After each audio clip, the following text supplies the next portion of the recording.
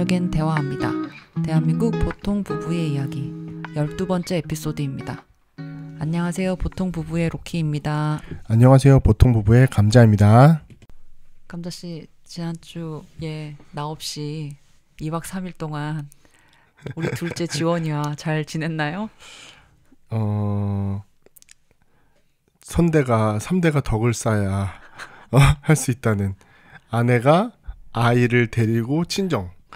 네, 아주 나이스하게 오랜만에 낮에 큰 TV로 야구 틀어놓고 맥주 한잔 할 수 있었습니다. 아, 맥주까지 마셨어? 네, 맥주 마셨어요. 네. 진짜. 맥주 한잔 맛있겠다고 누누이 얘기했잖아요. 가면. 그래.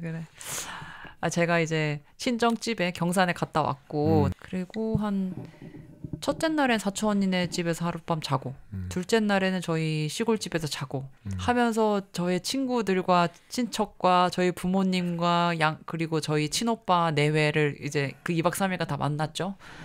그래서 처음에는 다 같이 가고 싶었는데 친정집에 아파트 엘리베이터 교체 이슈가 있었고 그리고 지원이가 둘째 딸이죠, 지원이. 네. 그러니까 둘째 딸이 생각보다 장거리 여행하는 게 쉽지가 않아서 아직까지 그래서 이제 어제 두고 갔는데 뭐 저는 사실 이걸 여행이라고 칭하지 않았는데 이 감자 씨는 저보고 여행을 갔다 왔다고 계속. 아니 애초에 원래 목적이 이제 친구 만나서 친구랑 같이 이쪽 가기로 했다가 그때 한번 약속을 잡았다 그 파토가 났잖아요. 비가 와서. 그리고 나서 복직하기 전에 한 번은 가겠다고 했으니까 이제 본인은 아기를 데리고 가니까 굉장히 뭔가 나한테 대접해 주는 것처럼 얘기했지만 나는 애초에 여행이라고 생각을 했으니까 그냥 그렇게 인식을 한 거죠 뭐. 그래요. 그리고 또 나는 이제 또 이번 주 그러니까 내일이죠. 토요일 일요일 이제 서울로 여행을 갑니다. 이것이야말로 여행이지. 애 둘을 다 떼놓고.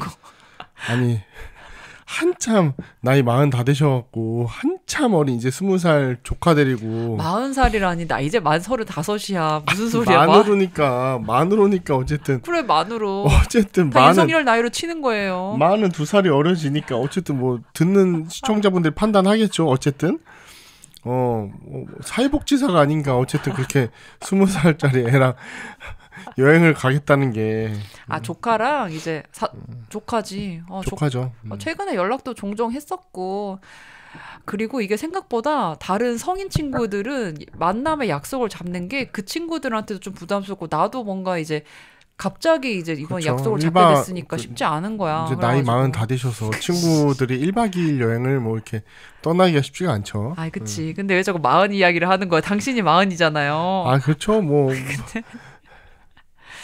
그렇습니다. 이제 우리가 근데 지난번에 한번 이야기를 했잖아. 내가 40 됐을 때 이제 5년 후지. 그때 한번 한 3개월이든 몇 개월이든 한번 여행을 가자. 그때 한번 큰맘 먹고 둘 다 일 때려치고 가자. 했었죠. 얘기했었죠. 어쨌든 우리가 같이 갈 수 있는 좋은 어떤 뭐 가치 있는 여행은 그쯤이 되지 않을까.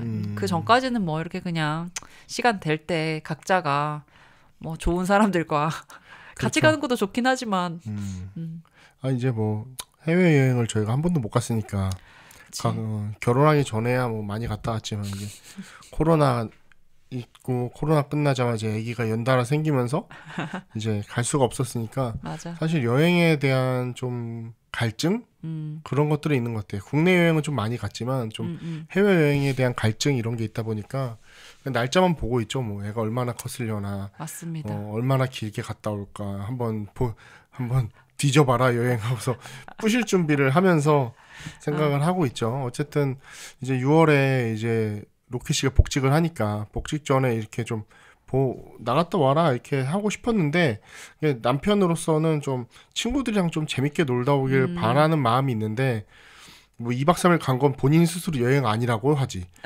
또 1박 2일 가는 건 이제 애 둘 다 놓고 나한테 맡겨놓고 가시면서 그건 또 이제 한참 어린 조카랑 간다니까 좀 마음이 좀 그렇게 좀 좋지 않네요. 좀 그러면 아쉽네요. 이번 달 마지막 주에 한번 또 갔다 올까?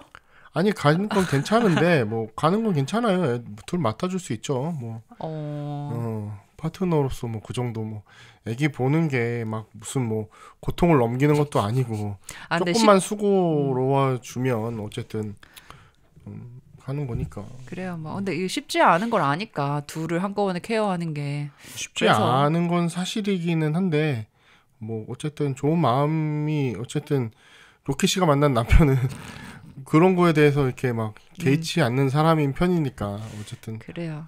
기분 좋게 갔다 왔으면 좋겠어요. 좋은 남편 만나는 것이 제일 중요하다.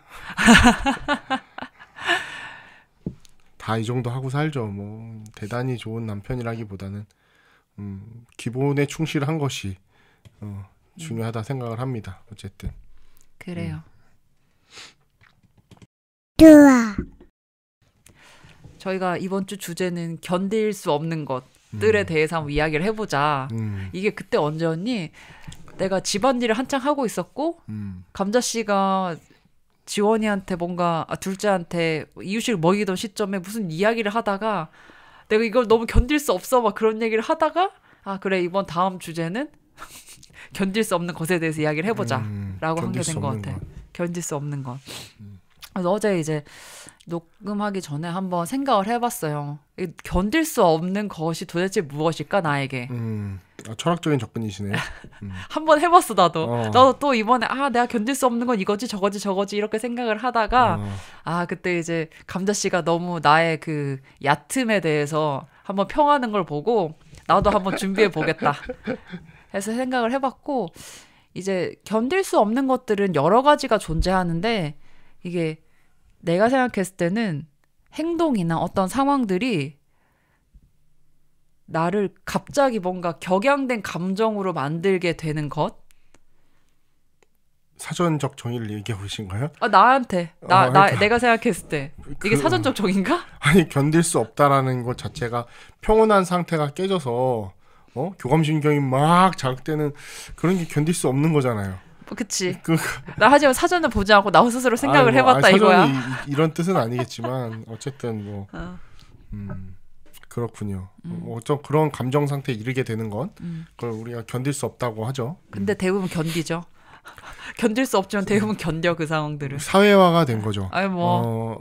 아이를 보면 어쨌든 견디지 않잖아요. 싫거나 밉거나 짜증나는 걸 견디지 않는데 우리가 아이를 기르면서 제일 많이 하는 말이 하지 마.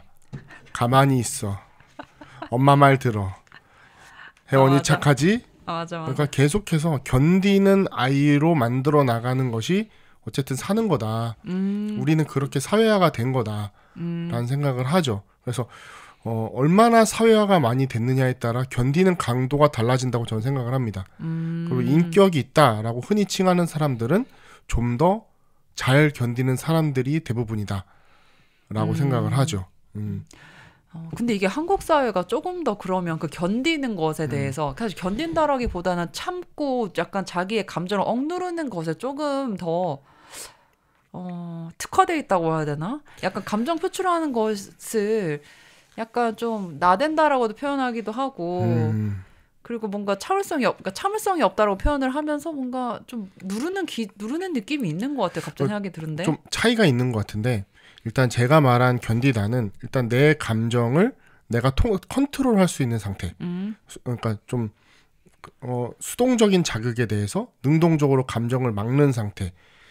이것을 넘으면 이제 폭발하는 거죠. 근데 이제 로켓 씨가 얘기한 건 불의를 보면 참지 않거나 어떤 바깥의 자극에 대해서 의기 있게 소시민적이지 않게 좀 더 정의로운 마음과 아니면 어떤 특수한 뭐 가치관에 의해서든 일부러 내뱉는 거잖아요. 그쵸. 그것도 역시 의도적으로 참지 않는 거니까 견뎌지지 않는 것과 의도적으로 참지 않는 건 좀 차이가 있다.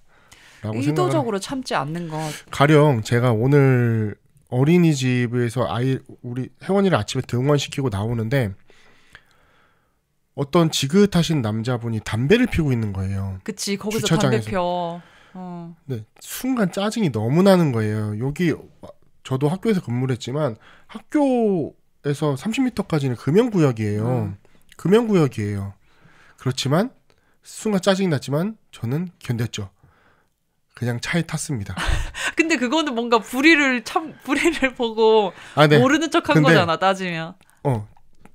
그렇죠. 그러니까 방금 얘기한 두 번째 의도적으로 참지 않고 얘기를 하는 게 좋았을 텐데 하지 못한 거죠. 이런 거는 이제 제가 견뎠다라고 말할 수는 없는 거죠. 그치. 자, 조금 마음이 좀 허접했다. 좀 나 스스로 부끄럽다. 그래서 차를 타고 가면서 한마디 할 걸 왜 그냥 왔을까라고 후회를 꽤 많이 하게 되더라고요. 저분 또 저기서 저렇게 담배 피실 텐데 저게 이제 만약에 내 아이가 지나가다가 물론 비가 오는 날이라서 오늘이 특별히 멀리 안 가셨을 거예요. 그 처마 밑에 앉아서 이제 담배 피시느라고. 근데 그러면 안 되잖아요. 어쨌든 이제 불의를 보고 참았다. 참았다. 견뎠다라기보다는 스스로가 좀 부끄러웠다. 근데 그런 상황에서 종종 어떻게 해야 될지 모르겠어요. 뻔히 금연이라고 붙여놨는데 거기 앞에서 담배를 피는 그 사람들을 봤을 때 카메라를 들이밀면서 신고하겠습니다라고 얘기를 하면 맞을까? 근데 이제 그건 싸우자는 거니까. 근데 이제 지적하는 걸 사람들이 싫어하잖아요, 다들. 그치. 그러니까 이제 굳이 불편해지기 싫어서 이제 그 정도의 정의로움으로 나아가지 못하는 거죠, 대부분. 대부분이 회피를 하죠. 회피를 하는 거죠. 네. 불편하게만 느끼고. 참. 근데 마음적으로는 참 그 장면을 보고 좀 기분이 나쁘더라고요. 견디기 어렵더라고요.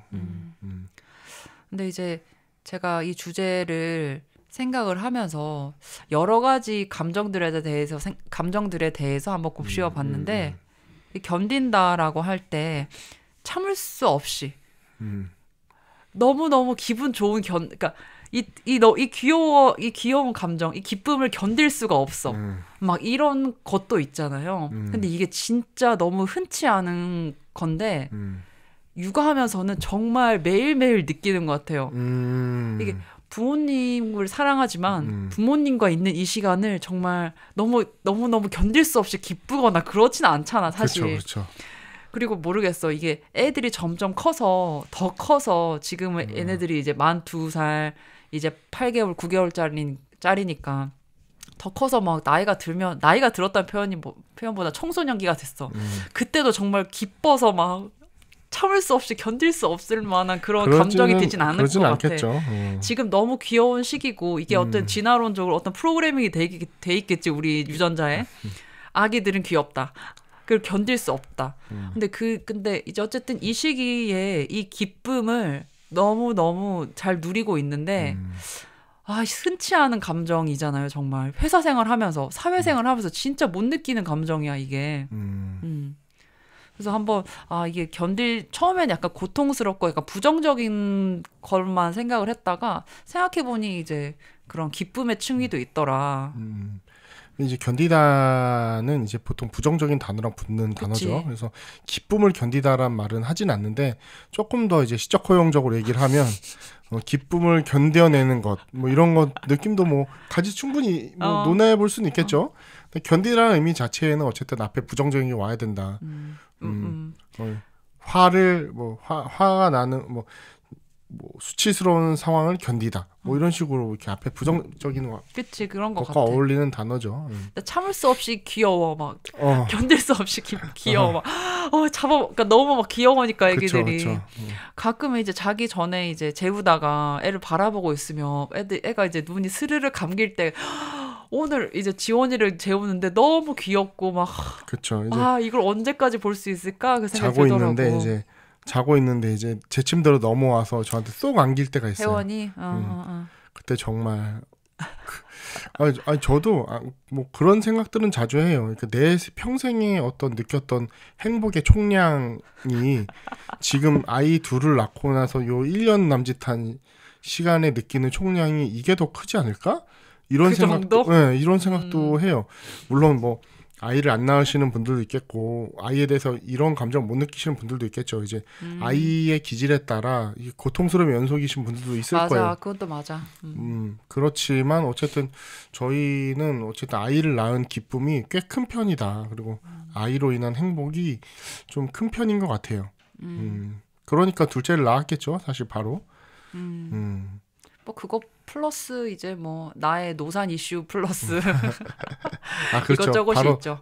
하나 더 낳자라고 어쨌든 결론을 낸 거니까 어쨌든 그건 맞아, 그죠? 맞아. 요즘 시대에 이제 다둥이 가족이 됐습니다. 그치. 2명도 다둥이가 돼버렸네.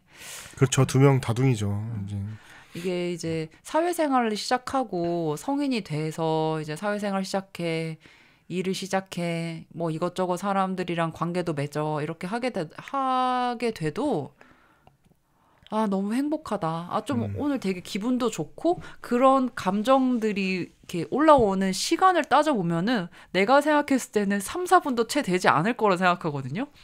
저는 그래서 그렇다 생각해요. 저는 이제 뭐 모든 종교인지까지는 알 수 없지만 가령 대표적으로 불교 같은 경우 생은 고라고 이야기를 하잖아요. 불교 철학에서는 산다는 것 자체를 고통이라고 인식하거든요.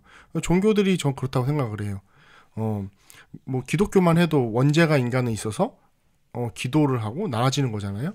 그러니까 기도하는 내용들이 다 제각각이겠지만 대부분 너무 감사합니다. 이거보다는 이 상황을 벗어나게 해주시고 앞으로 저에게 뭘 더 하시고 이건 뭔가 기대하고 바라고 지금 이 상황을 벗어나게 하고 불교도 마찬가지죠. 이제 생은 고통이기 때문에 이걸 벗어나기 위해서 여러 가지 뭐 법경을 외운다든지 뭘 한다든지 뭐 덕을 쌓는다든지 해서 어쨌든 해탈이라는 부처가 되기 위한 과정까지 가는 거잖아요. 그래서 스님들 같은 경우에는 아예 이 고통스러운 것들을 끊고 절로 들어가잖아요. 그래서 삶이라는 것 자체가 기본적으로 고통의 수반이다. 하지 말아야 되는 것. 그리고 또 나를 뭐 내가 하고 싶은 대로 못하는 것, 또 어떤 감정, 사람들을 만나서 만나는 감정들을 일일이 표현하지 못하는 것, 다 억제의 연속 아니겠습니까? 그러다 보니까 행복한 감정보다는 부정적 감정이 더 많다. 기본적으로. 그래서 이렇게 현대인들이 행복을 찾아 하는 것 같아. 맨날 행복을 찾아서 어떻게든 뭔가 뭐 힐링을 찾아서 맨날 그런 얘기 하잖아요. 로키 씨도 이제 한병철의 피로사회를 봤잖아요. 한국인들이 유독 더 하는 건지 그건 우리가 외국인이 아니 돼봐서 다른 나라에 아니라서 모르겠지만 어쨌든 우리 사회가 조금 더 자꾸 이제 개인의 피로, 성공하기 위해 뭘 하기 위해 스스로를 더 피로하게 만드는 뭐 노동하게 만드는 그러면서 이 노동은 나를 위한 거야 라고 합리화하게 만들어서 자꾸 자기 에너지를 연소하게 만드는 그러다가 견딜 수 없는 상태가 됐을 때 이제 번아웃이 뻥 하고 오는 거죠. 어쨌든 피로사회 속에 살고 있다. 꼭 사회뿐만 아니라 그런 분위기 속에서 나를 더 채찍질하게 되는 그것 또한 이제 견디기 어려운 게 아닐까. 견디기 어려우신 분들이 자살하는 거 아니겠어요? 우리나라의 자살률이 그렇게 높잖아요. 맞아. 그래서 행복한 것보다는 당연히 견디기 어려운 것들이 더 많다. 그래서 아이를 낳는 행복이 우리 부부에게는 우리 부부에게는 많은 것들을 견딜 수 있게 하는 원동력이다라고 생각을 합니다. 자식이 태어나서 뭔가 이제 책임감도 어마어마해진 것도 있고 어떻게든 잘 키워내야겠다라는 다짐도 이제 항상 하게 되고 어쨌든 우리 둘 부부가 건강하게 잘 살아야 되는데라는 생각도 또 행복하니까 그만큼 유지하고 싶죠. 맞아요. 이 상황, 혹시나라는 상황들을 혼자서 계속 가정을 하면서 불행해질까봐 무서워하는 것 같아. 근데 뭐 삶이라는 게 우리 마음대로 되는 게 아니니까 그런 것들은 뭐 그렇습니다. 조금 주제로 다시 돌아보면 로키 씨 같은 경우에는 이제 견디기 어려운 것, 로키 씨를 견디기 어렵게 하는 것 그런 것들은 뭐가 있어요? 좀 사회적인 이슈들은 좀 이따 얘기를 해보고 개인적인 것들 나는 옛날엔 안 그랬는데 이제 그냥 원래 영화를 되게 좋아했었으니까 영화를 좋아하니까 너무 비참한 인생을 다루는 영화는 더 이상 못 보겠어요. 비참한 것, 너무 슬픈 것. 가령 한강 책도 너무 다들 막 그걸 보면서 다 울었다고 해. 그리고 이제 처음 몇 장만 넘겨봐도 안 되겠다. 못 읽겠더라고 나는 지난번에 그때 소년이 온단가? 그것도 몇 장 읽다가 안 되겠다 하면서 사실 덮었어 그 책을. 그래서 예전에는 그러진 않았던 것 같은데 이제 감정적으로 그런 슬픔, 우울한 것, 뭔가 마음이 아픈 것 그런 것들을 진짜 못 견디는 것 같아요 요즘에는. 그래서 그것을 잘 안 봐. 문학이든 뭐 영화든 뭐 소설이든 그게 너무 잔상이 오래 남으니까 사실 기쁜 거는 그때 기쁘고 끝나는데 이 슬프고 아프고 이런 감정들은 이 견딜 수 없는 마음들은 좀 잔상이 오래 남아요. 그게 계속해서 생각이 나고 그래서 요즘에는 분노하는 것들은 아까 다음에 얘기하기로 했었으니까 근데 이제 그런 것들은 좀 견딜 수가 없어서 요즘에는 외면하고 있는 중이다. 그런 것 같아요. 영화 같은 경우도 뭐 이렇게 뭐 넘기자고 하는 것 같아요. 그런 장면 나오면.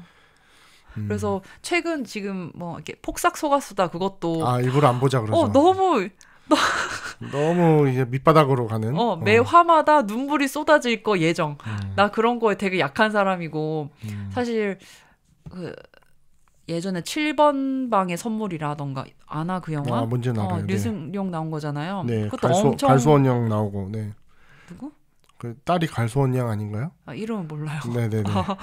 어쨌든 뭐 그것도 엄청 비극적인 어떤 상황이지만 유쾌하게 풀어냈지만 결국엔 너무 슬픈 영화예요. 따지면 신과 함께도 그것도 사실 영화를 봤을 때 그렇게 재밌진 않았는데 그 엄마 이야기가 나와. 그 엄마 이야기에서 수도꼭지가 돼서 눈물이 나올 수밖에 없는 거예요. 그래서 너무 심파인 거 뻔히 아는데도 불구하고 우는 거예요. 내가 너무 뻔한 내용이고 뻔한 스토리고 뻔한 결말인 거 알아. 한국적이죠. 그래서 너무 보기 싫은데 보면 울 거라는 걸 뻔히 아니까. 근데 견딜 수 없어 눈물은. 아니, 저는 이제 드라마나 영화를 생각을 해보면 웬만하면 다 보거든요. 뭐 이렇게 그런 것도 다 이렇게 재밌게 보는데 유일하게 제가 장면을 넘길 때가 있어요. 진짜 못 보겠다라고 할 때. 유치한 건가? 아니 그렇지 않아요. 주인공이 가령 뭐 최근에 이제 종이다리란 드라마였나? 제가 이렇게 보진 않는데 이제 짤로 같은 걸 보면 주인공이 거짓말을 하는 장면들이 있어요. 주인공이. 그래서 뭔가 얻어내고 영위하고 만들어나가 이게 와르르 폭로되는 상황이 되는 것. 저는 그거 못 견디겠더라고요. 그런 특이하다. 그러니까 저 오늘 견딜 수 없는 것 이렇게 주제 생각했을 때 조금 어렵다고 생각한 게 남들이 견디기 어렵다는 건 나도 못 견디거든요. 누가 제 얼굴에 침 뱉어봐요. 못 견디잖아요. 바로 욕 나가잖아요. 그런 좀 뻔한 거 말고 좀 나에게 조금 다른 거? 뭐가 있을까 생각을 했을 때 저는 영화나 드라마 속에서 거짓말이 했다가 와르르 들키는 그 상황. 저는 왜지? 왜 그런지 모르겠어요. 그러니까 생각을 이제 저는 깊이는 해보죠. 왜 그럴까? 근데 제 개인적인 성향하고 되게 비슷하거든요. 저는 뭔가를 꾸미고 포장하지만 그 속에 이제 말랑말랑한 것들이나 약한 것들이 탕 하고 겉으로 드러나는 걸 잘 못 견디는 것 같아요. 이거는 이제 뭐 심리학적으로 증명되진 않았지만 제가 교육 쪽에 있어서 심리에 대해서 굉장히 많이 생각을 해봤는데 저희 어린 시절하고도 굉장히 관계가 있는 것 같아요. 저희 어린 시절에 제가 하던 장난감, 놀이 이런 것들이 이제 저희 어머니의 성격은 저희 어머니를 비난하고 싶은 건 아니지만 저희 어머니는 어머니의 기준대로 제가 크기를 바라셨거든요. 그러니까 그 기준에 맞지 않으면 이제 굉장히 안 하게 하셨어요. 가령 이제 저는 뭐 부모님한테 장난감 사달라고 막 하지는 않았거든요. 그게 쪼르는 아이는 아니었어요. 기본적으로 순응하는 아이인데 제가 이제 어릴 때 드래곤볼도 좋아하고 하니까 그림 그리면서 놀았거든요. 그림 그리면 이제 캐릭터 모양을 그리면 이렇게 자르잖아요. 그걸 마치 장난감처럼 이제 이야기를 만들면서 갖고 놀았거든요. 조금 아주 어릴 때 초등학교 저학년 막 이럴 때죠. 근데 저희 어머니는 그걸 매번 갖다 버리셨어요. 왜? 모르겠어요. 정말 매번 제가 숨겨놓고 숨겨놔도 매번 갖다 버렸어요. 저는 이제 그림 하나 그리려고 좋은 장난감 갖고 싶은 것처럼 이번 캐릭터는 이걸 그려서 이런 모양으로 만들어봐줘. 심혈을 기울여서 그려서 이렇게 하면 왜 그런 걸 하고 있냐면 매번 갖다 버리셨어요. 진짜 수십 번 갖다 버리셨어요. 어머니의 것으로 제 모든 성격을 규정 지을 수 없지만 제 기질 자체가 그래서 뭔가를 이렇게 자꾸 감추는 버릇이 있는 것 같아요. 그냥 툭 터놓고 얘기하고 하면 별것 아닌 일들도 그냥 이렇게 탁 하고 막는 것 같아요. 뭔가 이게 하나 탁 거치지 못하고 그래서 대단한 거짓말을 하거나 그러진 않는데 나 자신이 좀 멋지지 않은 행위들에 대한 것들은 조금 누구나 사회생활하면서 그 정도는 하죠. 하지만 저는 뭐 좀 독특한 면이 있다라고 생각을 해요. 예. 그랬던 것 같아요. 특이하다. 저는 그래서 부모님이랑 오래 살 성격이 아니에요, 원래. 오래 살았잖아. 네, 어쩔 수 없이, 진짜 어쩔 수 없이. 그게 정말 큰 패착이었던 것 같아요. 저는 최대한 저 스스로를 좀 자유롭게 놔두는 기간이 많이 필요했는데 그 기간이 좀 짧았다. 그러게 지금 혼자 산지 얼마 만에 나랑 결혼해서 같이 산 거지? 1년 좀 넘었죠. 1년밖에 안 살았어 혼자? 네, 그렇게 얘기했잖아요. 자취하고 두 번째 자취방 넘어가고 그렇게 하다가 이제 바로 간 거죠. 나 그 전 자취방이 있다고 해서 그렇게 1년 가까이밖에 안 좀 살았다. 만난 기간이 7월 정도 그 길지 않았어요. 저는 독립투쟁을 엄청 많이 했거든요. 진짜. 근데 제가 독립력이 약해서가 아니라 독립력이 너무 센 사람인데 그 심파, 우리 어머니의 눈물, 몇 가지의 요인, 그리고 지나치게 어른스러웠던 어떤 시기 이런 것들이 맞물리면서 못했죠. 못했죠. 아버지는 멀리 가 계시고 어머니 혼자 집에 있는데 어머니가 갱년기에다가 뭐에다가 우울하시기도 하고 그리고 또 직장도 마침 본가하고 너무 가까운 곳이 직장이고 그러니까 명분이 좀 없었죠. 명분이. 저는 뭐 당연히 제 성향은 누가 저를 건드리는 걸 되게 싫어하거든요. 건드리는 걸 싫어하는 게 아니라 비슷해요. 평온이 깨지는 걸 싫어해요. 평온이 깨져. 누구나 그렇죠. 누구나 그렇지만 좀 저는 저의 독특함이 있다고 생각을 해요. 어쨌든 뭐 그런 것들이 뭐 어쨌든 영화에서 그런 거짓말이 들통나는 이런 장면을 보는 게 좀 어려운 것 같아요. 쉽지 않다. 쉽지 않아요. 넘겨요. 나도 이제 그런 장면 뭐 그냥 무서운 건 내가 잘 못 보니까 아예 그런 것도 그냥 나도 넘기긴 하는데 한 번도 그런 것들을 또 되게 디테일하다. 나는 그렇게까지 디테일하게 생각을 못했는데. 또 뭐 있냐면 이제 그 슬기로운 요즘 방영하는 슬기로운 전공의 생활 있잖아요. 그렇지. 나 근데 전공의 생활은 안 봤고 아직까지는 완결이 아직 안 났으니까 이제 의사 생활은 이제 시즌 1이랑 2 다 봤는데 너무 슬퍼 그거. 어떤 부분이 슬퍼요? 대부분 이제 거기가 어쨌든 필수과잖아요. 다 보면 산부인과, 그쵸. 흉부외과, 그 다음에 이제 외과, 무슨 외과? 괜히 외과는 양익주는 그냥 간 쪽 수술하는데 얘가 무슨 과인지 모르겠네. 외과 맞는 것 같아요. 외과긴 한데 무슨 간담체잖아요. 간담체. 맞아. 그거랑 소아과잖아. 눈물이 안 날 수가 없어. 이 조합은 정말. 거기다가 정경호가 이제 소아 흉부 의사잖아요.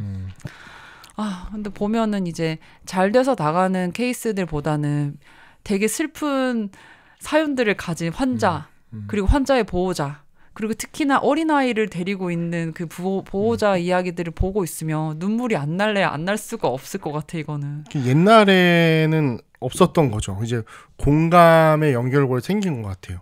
그건 맞아. 우리 정말 유튜브 같이 보다가 그 유산 얘기? 이런 거 나오자마자 막 맞아, 눈물 날 것 같았던 그런 적 있죠. 저희가 이제 첫째 아이가 생기기 전에 너무너무 기뻤지만 이제 그 전 아이가 이제 유산을 했거든요. 그치.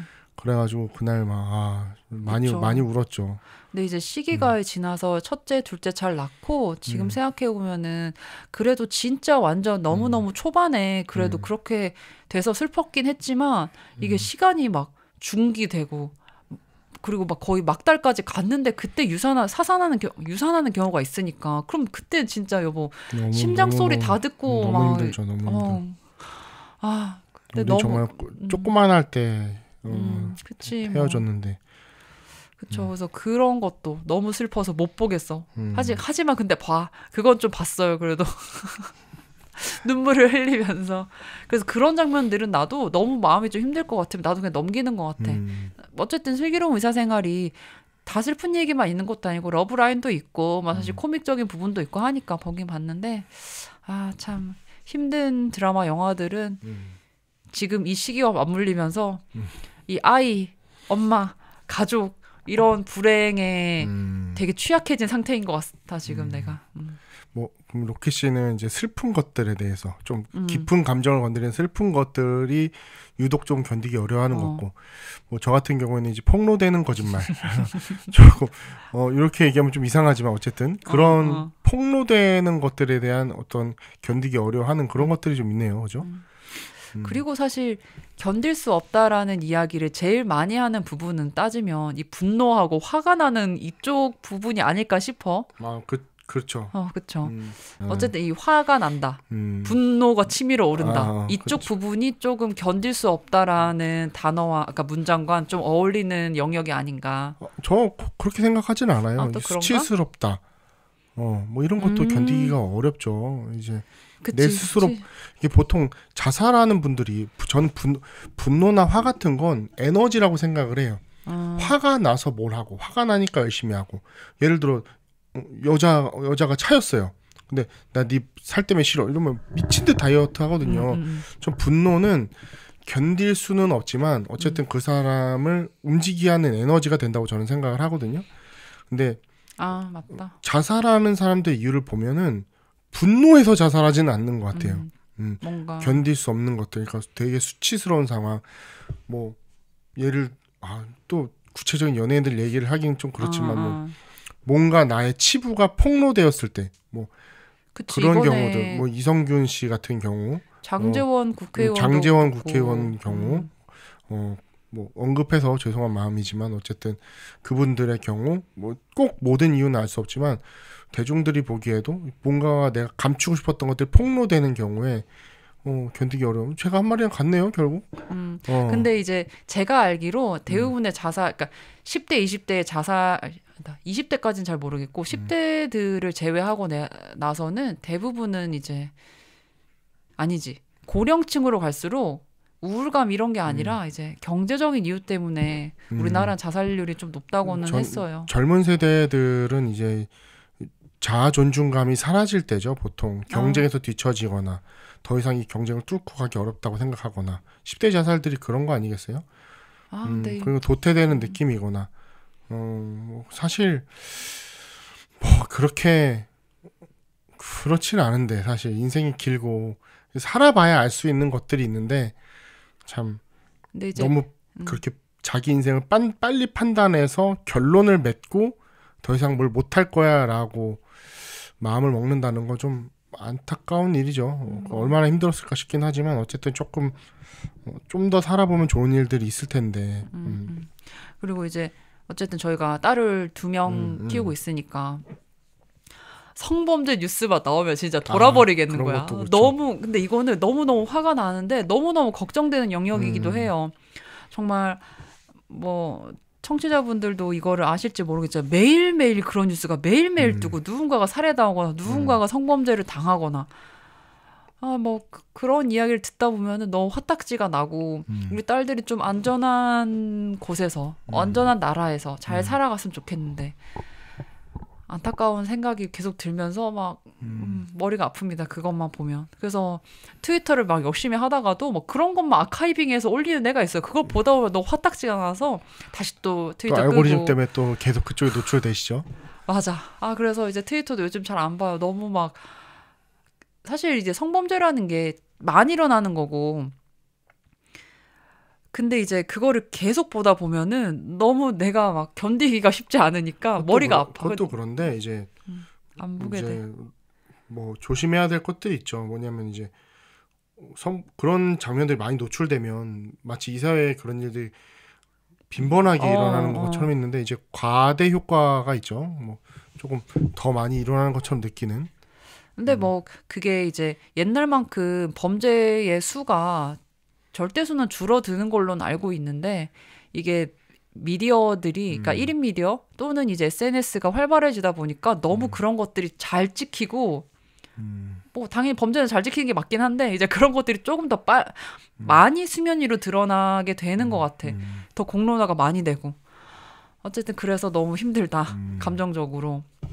그래서 그런 것들이 좀 나를 많이 화나게 하고 사실 사회생활하면서 제일 견딜 수 없는 것들은 일적인 부분들이 제일 많은 것 같아요. 사회생활하면서 일머리 없는 동료를 만났을 때 그 힘듦, 견딜 수 없음. 아니, 저는 이제 다른 직업을 선택을 하겠지만 그 전 직업 같은 경우는 이제 교육이니까 이제 대척점이 있었어요. 어른의 세계인 나와 아이들의 세계가 이제 항상 제 눈앞에 있는 거예요. 그러면 제일 견디기 어려운 건 이 아이들 앞에 부끄러운 어른이 됐을 때가 견디기 좀 어려운 것 같아요. 부끄러운 어른이 될 상황들이 뭐가 아니 있지? 뭐 대단하게 것 뭔가는 같은데? 아니라 뭐 교육적인 일들인 거죠. 교육적인 일들에서 예를 들어 그런 건가? 가령 난 옛날에 그런 생각했었거든. 모르는 문제가 있을 수도 있다고 생각했어 선생님들. 이건 좀 딴 얘기인 것 같긴 그런 건 한데 아니에요. 그런 건 아니야? 모르면은 애들 앞에서 모른다고 하죠. 모른다라고 말하기보다 이거 순간 선생님 기억이 안 나네. 이거 잠깐 내가 풀어보고 다시 알려줄게. 이렇게 얘기하면 애들이 뭐 알죠. 그런 것들만 생각이 들어서 아까 물어봤고. 아니 되게 많이 싸웠어요. 이런 일로. 애들이랑? 아니 애들이랑은 안 싸우죠. 아니 근데 이제 저는 강압을 되게 싫어했어요. 강압적인 것, 그런 것들을 되게 싫어하고 설득하고 아이들이랑 같이 이제 뭔가 만들어 나가는 걸 좋아하는 편이었고, 근데 저희 학교가 나중에는 그렇지 않았지만 초창기에는 이제 룰에 대해서 아이들에게 어떤 기준을 아이들의 그 틀에 넣으려고 좀 강압적이고 억압적인 것들이 좀 많이 있었거든요. 그런 것들을 좀 견디기 어려웠던 것 같아요. 강압적인 것. 근데 그거는 아까 말한 아이들 앞에 어른으로서 부끄러운 상황이랑은 좀 다른 이야기 같긴 한데. 아니, 구체적인 사례가 지금 딱 얘기하니까 또 안 떠오르는데 뭐 가급적이면 애들한테 뭐 학교가 어떤 일을 해나가는 것에 대해서 이유나 이런 것들을 설명해 주려고 좀 노력했던 것 같아요. 뭐 어른들은 정직한 어른이 되려고 좀 그랬던 것 같아요. 그러니까 숨기지 않고. 네네네. 이렇게 하는 의도에 대해서 아이들이랑 같이 많이 얘기하려고 노력을 했던 것 같아요. 저는 이제 아까 이제 일 이야기를 했었지만 일을 위한 일들이 있거든요. 난 그런 게 너무 우리 시간을 좀 먹고 있다고 생각을 하는데 해야 되는 거야. 그런 일들을. 너무 아무도 읽지 않을 문서를 만들어내야 하는 것. 불필요한 회의를 하는 것. 불필요한 인원을 회의에 참석시키는 것. 이 모든 것이 그러니까 일적인 부분에서는 특히나 직업으로서 일을 한다는 것에서는 효율성에 대해서 이야기를 안 할래야 안 할 수가 없는데 그런 무의미한 시간들이 너무나 우리 구성원 하나하나를 좀 먹고 있는 것이 아닌가라는 생각도 들고 예전에 이제 제가 한창 발전소와 관련된 일을 했을 때 저희 팀장님께서 그때 부사장님이셨는데 항상 이제 데일리 미팅을 하셨거든요. 아침에 하면 이제 어떤 과장님이 말을 좀 버벅거려요. 그런 분이 계셨어. 마음이 아팠지만 어째 그분이 계셨는데 그러면 그분 과장님한테 얘기를 하는 거예요. 지금 네가 여기서 제대로 말 못하고 너 때문에 회의가 이렇게 길어지고 있는데 그럼 네가 지금 몇 시간을 낭비하고 있는지 아냐? 나 1시간, 얘 1시간, 너 1시간, 여기 로키 1시간, 뭐 팀장 1시간 이 7시간은 네가 다 갉아먹고 있는 거라고 그렇게 얘기를 하시는 거예요. 그래서 그때 그 말이 너무 충격이어서 항상 그래서 혼자 계산을 하고 있는 것 같아. 너무 이제 무의미하고 비효율적인 회의 장소에 내가 거의 껴있을 때 이게 몇 시간이나 낭비되고 있는 걸까? 혼자 계산을 해. 저는 그런 얘기를 만약에 제가 그 자리에 지켜봤다면 참기 어려웠을 것 같아요. 그 부사장님 그렇게 말하는 거? 저는 7시간이 아닐 뿐더러 각자의 모든 시간을 합치는 게 시간 개념이 아니죠. 시간은 그렇게 늘어났다 줄어드는 것이 아니니까. 어쨌든 1시간입니다. 실제로는. 하지만 얘의 1시간, 나의 1시간이 동일한 시간에 흘러가기 때문에 어쨌든 1시간이죠. 근데 이게 계산법이 좀 있거든요. 이게 프로젝트를 처음에 이제 구성을 하고 이게 그러면 처음에 시작이 언제부터 해서 언제까지 끝난다고 했을 때 이 한 사람이 한 사람이 8시간 일한다고 쳐. 그 8시간을 팀원 3명이 한다고 쳐. 그럼 24시간으로 하루를 무슨 계산하는 말인지는 거예요. 알겠어요. 그러니까 그 사람들이 그 낭비되는 시간만큼 다른 일들을 한다면 7시간 어치의 일이 진행됐을 거잖아요. 근데 저는 어쨌든 그렇게 사람을 모멸감을 주는 방식으로 그 사람을 수정하려고 하는 것은 그 사람이 수정이 안 되죠. 수정은 어쨌든 설득이거든요. 설득이라는 건 그 사람 마음이 움직여야 되는 거예요. 광고는 이건 국어에서 배우는 건데 설득이라는 것에 대해서 국어에서 배울 때 설득은 이성이 아니라고 배워요. 설득은 감성이 대부분을 차지한다고 배우거든요. 상대방을 설득시키는 건 말하기에서 그래서 감정을 건드리는 말을 해줘야 상대가 훨씬 더 설득이 잘 되는 거예요. 이렇기 때문에 너는 이렇게 돼야 돼 라고 말하면 상대는 문을 걸어 잠그죠. 그렇다면 그 사람은 이 사람에게 버벅거리지 않도록 이 사람을 고쳐놔야겠어 라는 생각을 했다면 일단 그 의도는 실패했을 것이고 맞는 것 같아. 실패했을 것이고 이 사람은 이 사람과 관계가 안 좋아졌을 것이고 맞는 것 같습니다. 그러니까 얻은 것은 아무것도 없으면서 이 사람에게 모욕감을 줬을 뿐만 아니라 본인이 느낀 감정을 쓰레기통처럼 던진 거죠. 어떤 사람은 그 버벅거리는 분을 향해서 치거나 생각할 수도 있고 딴 생각을 하고 있을 수도 있고 아무 생각 없을 수도 있고 근데 이 사람이 여기 있는 모든 사람을 마치 대변하는 정의로운 사람인 것처럼 저는 그런 사람 별로 상종하고 싶지 않은 타입이에요. 얼마나 일을 잘하든 간에 함께 일할 수 없는 타입이라고 저는 생각을 해요. 하지만 함께 일할 수밖에 없을 거예요. 그럴 수밖에 없죠. 그럴 수밖에 없지만 회사 일이라는 게. 회사 일은 이제 그런 사람을 이제 견뎌내야 되는 거죠. 근데 나는 이제 그 계산법을 가지고 갔는데 당시 회의 시간에 그 아까 말한 그 모멸감만 줬을 것 같아. 지금 보니까 그 결과적으로 그분을 퇴사하는 그것 때문은 아니었겠지. 당연히 그거 하나만은 아니었겠지만 상황이 썩 좋지 않게 흘러갔던 건 맞는 것 같습니다. 생각해보니 맞습니다. 근데 이제 어찌됐든 이제 비효율적인 것, 그러니까 그냥 생색내기용으로 하는 것들이 프로젝트를 하다 보면 있고 특히나 공공기관 같은 공기업이나 공공기관에서 요구하는 문서들이 양이 꽤 많거든요. 불필요한 것. 불필요한 거 많죠. 근데 그런 것들을 해야 해서 내가 원래 해야 되는 일을 못할 때 그렇게 됐을 때 좀 화가 나는 거예요. 난 좀 화가 나. 그럼 내 퇴근 시간이 늦어지고 이 대전은 나는 저 북대전에서 일을 하고 있는데 이 동구 이 집까지 오려면 차 막힌 걸 다 뚫고 와야 되는데 그 마음이 계속 급한 사람이 돼버리는 것 같은 거예요. 이 퇴근 시간만 되면. 그리고 제일 견딜 수 없는 것 4시 50분에 고객사한테서 전화 오는 것 연락 오는 것 메일 오는 것 맞아 퇴근 직전에 저는 이제 8시부터 5시까지 일을 하니까 알잖아. 직장인들끼리 서로 알잖아. 근데도 그렇게 하는 건 진짜 갑질이죠. 따지면. 막 엄청 급한 걸 수도 있긴 한데 그럴 수 있죠. 그럴 수 있다고 이해하지만 마음이 좋지 않은 건 사실이고 뭐 그렇습니다. 감자 씨도 뭐 일하면서 종종 나한테 이야기하던 상황들은 종종 있었는데 많이 그거를 있죠. 뭐 묘사하기는 쉽지 않으려나? 아니, 묘사하는 게 아니라 이제 그 사람을 언급해야 되니까. 좋지 않은 것 같아. 그 사람을 언급해서 뭐 어떤 선생님이 뭘 했고. 근데 그게 사실 그 선생님은 아이들한테는 이렇게 설명을 했지만 사실은 옆에서 보기에는 그렇지 않아 보였고. 그런 것들을 얘기하기가 좀 마땅치 않네요. 또. 근데 이거는 뭐 사례사례고 어떤 일적으로 견디지 못하는 건 이제 그런 동료들을 보면 견디기가 어렵죠. 그런 동료들을 보면 견디기 어렵죠. 이렇게 저희가는 뭐 대단히 뭐가 있는 게 아니라 관계가 강한 직업이잖아요. 아이들과의 관계, 동료와의 관계, 같이 협업을 해서 뭔가를 해나가야 되는 거니까. 근데 그런 관계들이 좀 어려웠던 거죠.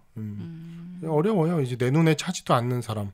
혹은 내가 그 사람을 평가할 이유도 없고 평가해서도 안 되겠지만 저는 이제 저 나름대로 교육적 가치관이 있으니 가치관에서 동료가 이제 평가가 되거든요.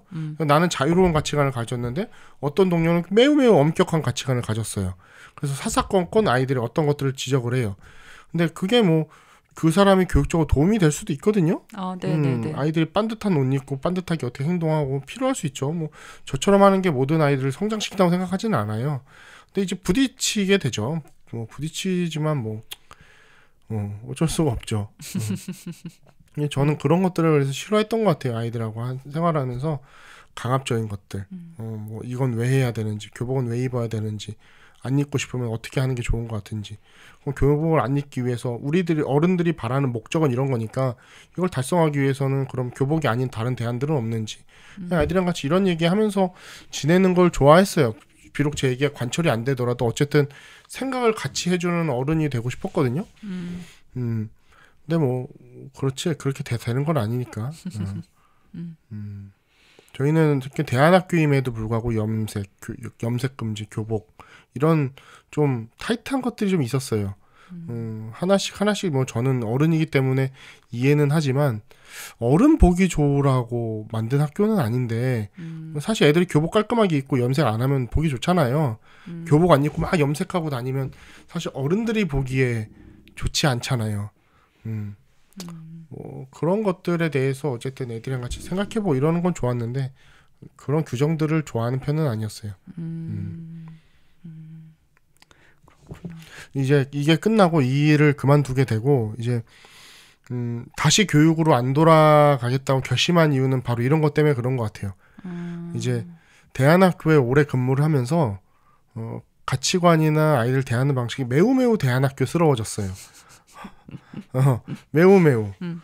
그러면 이제 일반 학교로 가게 되거나 하면 어쨌든 공교육이니까 이제 딱 정형화된 것들이 있잖아요. 그런 것들 속에서 놓을 수가 없을 것 같다라는 생각. 아이들이랑 같이 뭘 예를 들어 아이가 떠들어요. 아이들이랑 나랑은 친밀한 관계가 아직 아니잖아요. 대안학교는 엄청 친밀했지만 그러면 공교육 같은 경우는 이 아이를 복도로 내보낼 수도 있고 뭐 교사가 몇 가지를 할 수 있잖아요. 이제 복도로 내보내면 그 아이가 복도에 서 있는 게 아니에요. 어디로 가요? 그럼 이제 온팡 또 교사 책임이 되기도 하고 그래요. 뭐 상상할 수 없는 일들이 일어나는데 사실 저는 뭐 자유롭게 복도로 내보냈어요. 예를 들어 복도로 내보내는 성격도 아니겠지만 어디 좀 갔다 오면 어때? 라고 생각하지만 어쨌든 교사가 그래서는 안 되는 거겠죠. 뭐 그런 것들. 그럼 사실 다른 옵션으로 다른 대안학교에 취직을 할 수도 있는 거잖아. 있죠. 다른 대안학교에 취직할 수도 있죠. 근데 그건 역시 좀 지쳤던 것 같아요. 이 대안학교라는 곳에 10년 정도 넘게 근무를 했으면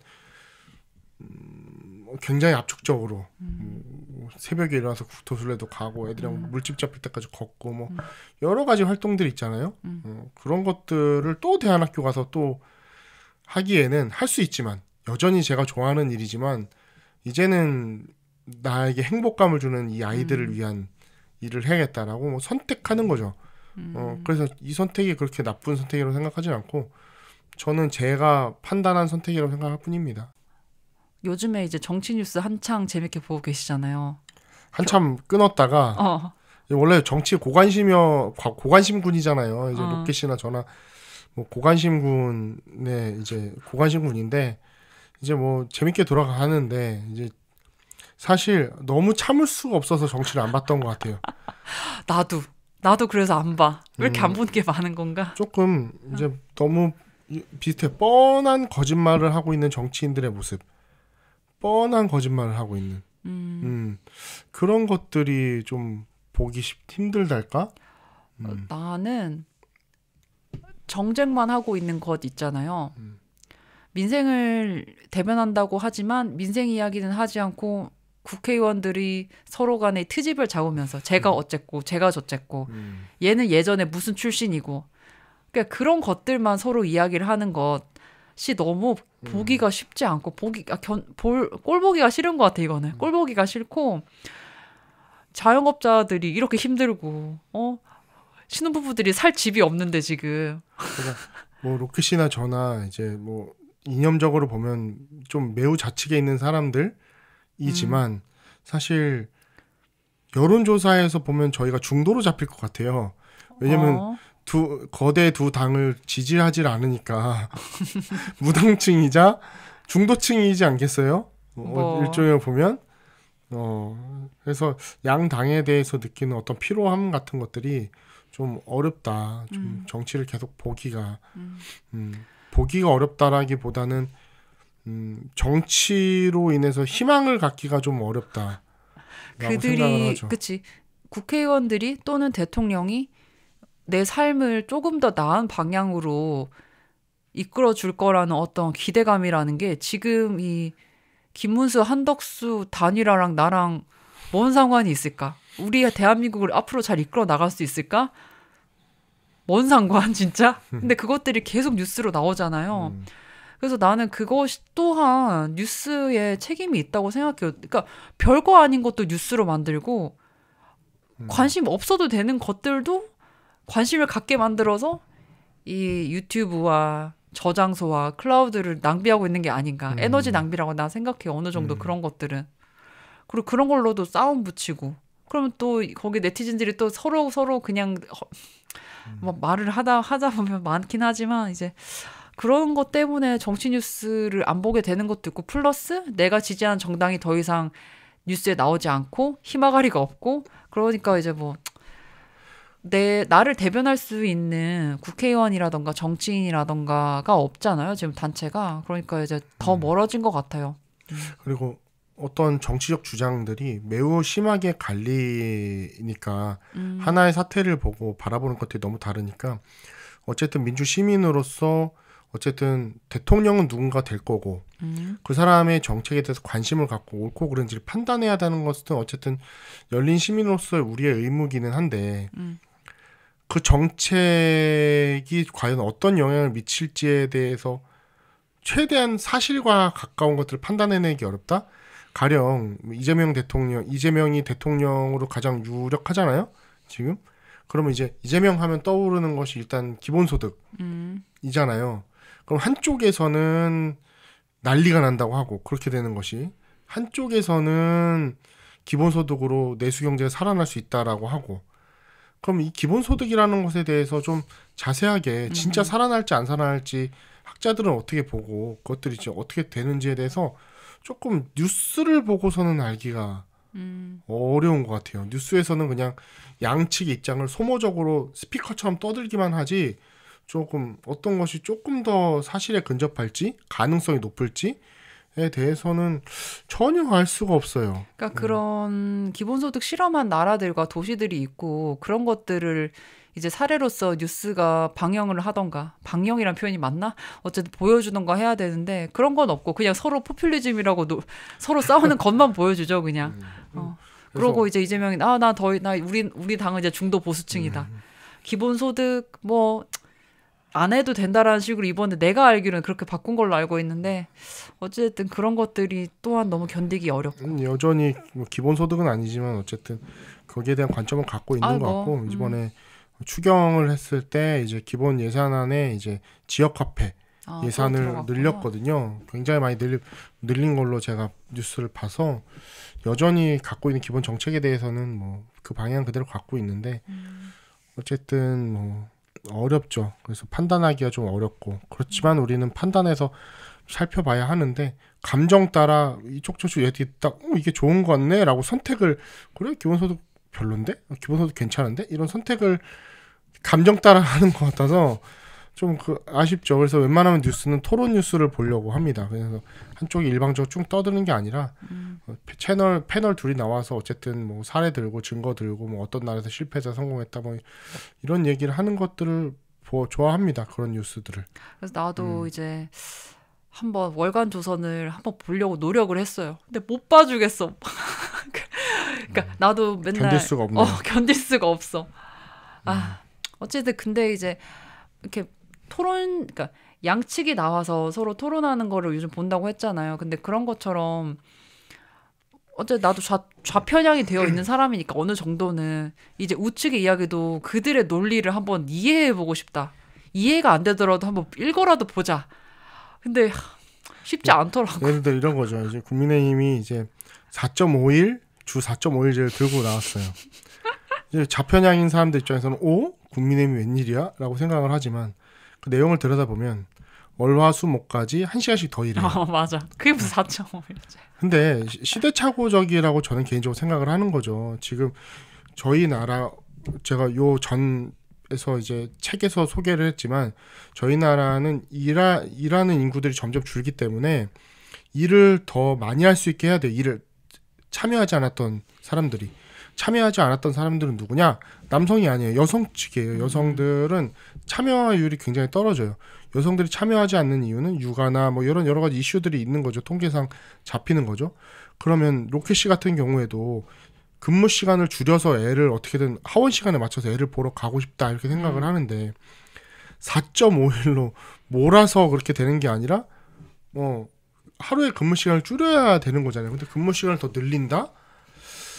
그게 이제 어쨌든 국힘의 방향이라 한다면 그게 저는 포퓰리즘이라고 생각하는 거예요. 이제 4.5일이라는 단어를 국민들한테 각인시키기 위해서 사실 조삼모사잖아요. 그거야 당연하지. 조삼모사인데 그런 정책을 탁 하고 내는 것. 이런 정치를 계속 봐야 되는가? 이런 정치를 참을 수 있는가? 근데 뭐 할 수 있는 게 참죠. 참을 수. 이런 것도 또 답답해요. 그러니까 어쨌든 민주주의라는 것들은 어쨌든 최고가 아니라 최악을 막는 제도라고 저는 생각을 하거든요. 어쨌든 선거를 통해서. 근데 자꾸 최악의 대통령이 뽑히는 이 상황. 그거는 이제 우리 관점인 거고. 그러니까 결과적으로 지금 이제 파멸이 됐으니까 최악의 대통령이 맞긴 하지만 또 한편으로는 그들의 지지자가 눈물을 흘리면서 이제 다시 돌아오라고 하고 있지 않겠어요? 맞습니다. 네. 사실 이번에 팟캐스트 녹음하는 게 실제로 진짜 저녁에 한 건 처음이잖아요. 그렇죠. 낮에 보통 오전에 애기 재우고 얘기를 하거나 오후에 애기 재우고 얘기를 하는데 이제 우리 로키 씨가 주말에 놀러 가는 그 이슈 때문에 그 주중에 또 놀러 갔던 이슈 때문에 준비가 제대로 안 해서 이 한밤중에 하고 있죠. 애기들 둘 다 재워놓고. 맞아. 그래서 지금 이제 10시 반이 다 돼 가는데 매우 죄송합니다. 피곤합니다. 그래서 이제 이번에 이 견딜 수 없는 것에 대해서 이야기를 하면서 약간 감정적인 내 마음을 조금 좀 들여다봤다고 해야 되나? 그랬던 것 같아요. 사실 뭐 화가 난다, 분노가 치밀어 오른다. 이 부분은 오히려 좀 그냥 누구나 할 법한 그냥 분노와 분노와 화나는 이야기인 것 같고, 이 기쁨의 층위와 이 그러니까 슬프고 아픈 느낌에 대한 견딜 수 없음을 한번 오랜만에 돌아보니 내가 생각보다 좀 감성적인 사람인 게 아닌가. 그렇죠. 여보 감성적이에요. 저도 어쨌든 그 평이한 상태에서 외부의 자극이 들어오잖아요. 그럼 그것들을 견디냐 마냐를 선택을 하겠죠. 견딜 수 있다와 견딜 수 없다 사이에는 어쨌든 그 사이엔 나의 선택, 가치관 이런 것들 있잖아요. 그 두 가지를 나누는 것. 예를 들어 아까 그 초반에 얘기했던 그 담배 피는 어린이집 앞에서 담배 피는 아저씨를 마음속으로는 견디기 어려웠지만 입 밖으로 꺼내진 못했잖아요. 그런 사이에서의 나의 모습들을 이렇게 이번 시간에 좀 떠올려 본 것 같아요. 나는 어디에 선을 놓고 견딜 수 있다 없다를 긋고 있는가. 그런 것들을 좀 생각해 보는 시간이었어요. 처음엔 주제가 조금 어렵다 생각을 했는데 어려우니까 오히려 좀 그 애매한 선 사이를 떠올려 본 게 아닌가. 좋은 시간이었던 것 같습니다. 그래요. 오늘 우리 보통 부부의 이야기는 여기까지입니다. 그럼 다음 이야기에서 만나요. 안녕.